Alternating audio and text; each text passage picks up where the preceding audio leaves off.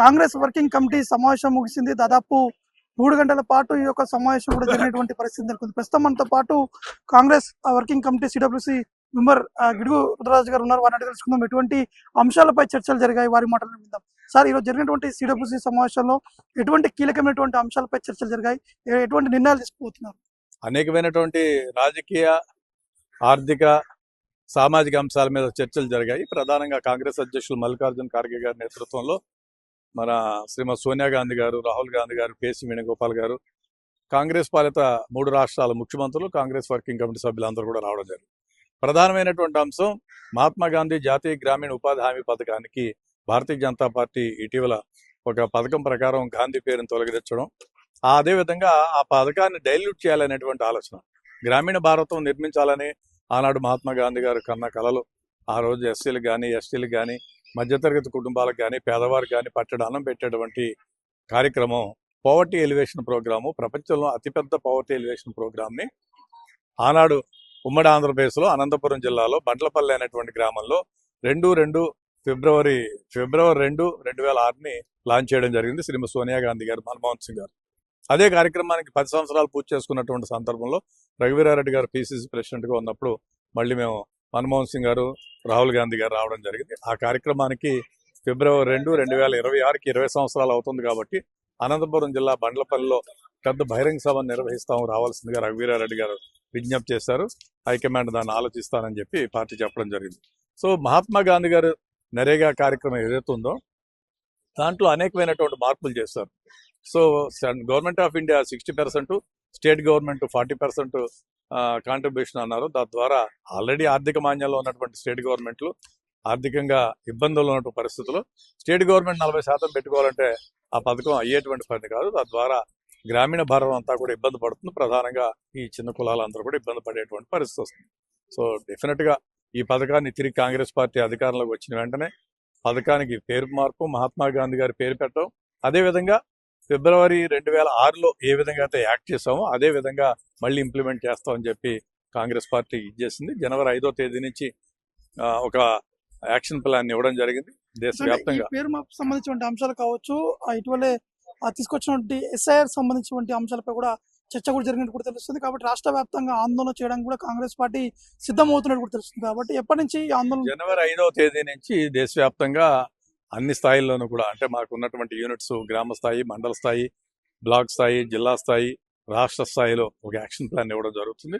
ఆ action plan ప్రకారం దీని మీద యాజిటేషన్ ప్రోగ్రాములు, అదేవిధంగా ఎక్కడైతే 5 రాష్ట్రాల్లో కాంగ్రెస్ పార్టీ ఎన్నికలు వెళ్తుందో దాని గురించి కూడా చర్చించడం జరిగింది. అస్సాంకి సంబంధించి కానీ, తమిళనాడుకి సంబంధించి, పాండిచేరికి సంబంధించి, బెంగాల్కి సంబంధించి, కేరళకి సంబంధించి ఈ రాష్ట్రాల్లో జరుగుతున్నటువంటి రాజకీయ పరిణామాలను కూడా చర్చించడం జరిగింది. అక్కడ ఏ విధమైనటువంటి స్ట్రాటజీ వేయాలని చెప్పి ఆలోచించడం జరిగింది. అదేవిధంగా ఇటీవల బంగ్లాదేశ్లో ఒక హిందూ యువకుడి మీద జరిగినటువంటి దాడి ఏదో ఉందో దాన్ని కూడా కాంగ్రెస్ పార్టీ ముక్త కంఠంతో ఖండించింది. ఎక్కడైనా కూడా మైనారిటీల హక్కుల్ని కాపాడే విధంగా ఉండాలని చెప్పి కాంగ్రెస్ పార్టీ నిర్ణయం తీసుకోవడం జరిగింది. మొత్తం మీద రేపు 140 సంవత్సరాలు పూర్తి చేసుకుని 141వ సంవత్సరంలోకి కాంగ్రెస్ పార్టీ అడుగు పెడుతోంది. తద్వారా మల్లికార్జున ఖార్గే గారి అధ్యక్షతన రేపు ఫ్లాగ్ హాయిస్టింగ్ అది జరుగుతుంది.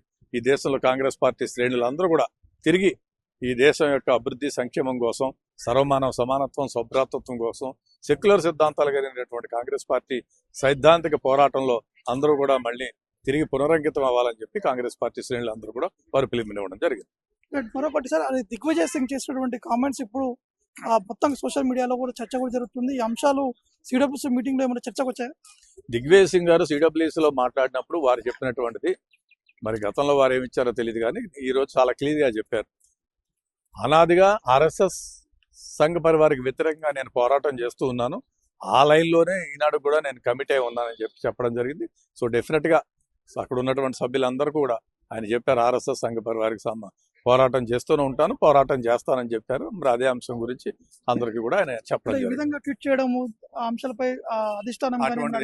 అటువంటిది ఏమీ దాంట్లో చర్చకి రాలేదు. ప్రధానమైన అంశాలను కూడా ఈ అంశాల మీద చర్చించింది.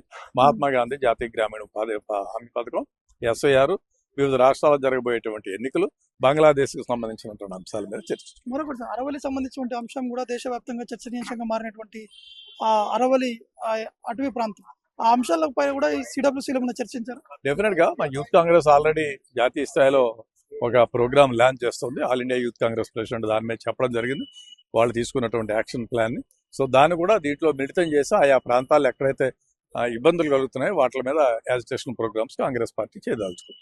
ఈ మొత్తంగా అయితే కాంగ్రెస్ పార్టీ అధిష్టానం ఫుల్ ఫ్లెడ్జ్ గా కూడా వచ్చే నెల నుంచి కూడా ఆ ఫోకస్ కూడా పెట్టేటువంటి అవకాశం కూడా తెలిసినాయి. ముఖ్యంగా ఒకవైపు నరేగా పేరు మార్పు సంబంధించినటువంటి అంశాలతో పాటు ఎస్ఐఆర్ సంబంధించినటువంటి విషయాలు, అరావళి సంబంధించినటువంటి అంశాలతో పాటు ఇటు ఇంకా వచ్చేటువంటి ఎన్నికలు ఉన్నాయి కాబట్టి కొన్ని రాష్ట్రాల్లో ఆ రాష్ట్రాల్లో ఏ విధంగా ఫోకస్ పెట్టాలి, ఏ విధంగా ముందుకు వెళ్ళాలి, ఎందుకంటే బీజేపీ అధిష్టానం తీసుకున్నటువంటి నిర్ణయాలు కావచ్చు, బీజేపీ ఇస్తున్నటువంటి పథకాలు అవి ఏ విధంగా అందుతున్నాయి, చాలా వరకు ప్రజలకి అందట్లేదు కాబట్టి ఇవన్నీ కూడా ప్రజల ముందుకు తీసుకెళ్లాలని చెప్పేసి కూడా కాంగ్రెస్ పార్టీ ఈ అన్ని నిర్ణయాలు కూడా తీసుకున్నట్టు కూడా చెప్తున్నారు. నవీన్, RTV, న్యూఢిల్లీ నుండి. Local to global news at your finger tips. మీ చేతిలో ఒక ఆయుధం. డౌన్లోడ్ రా TV app. Media legend Ravi Prakash is back.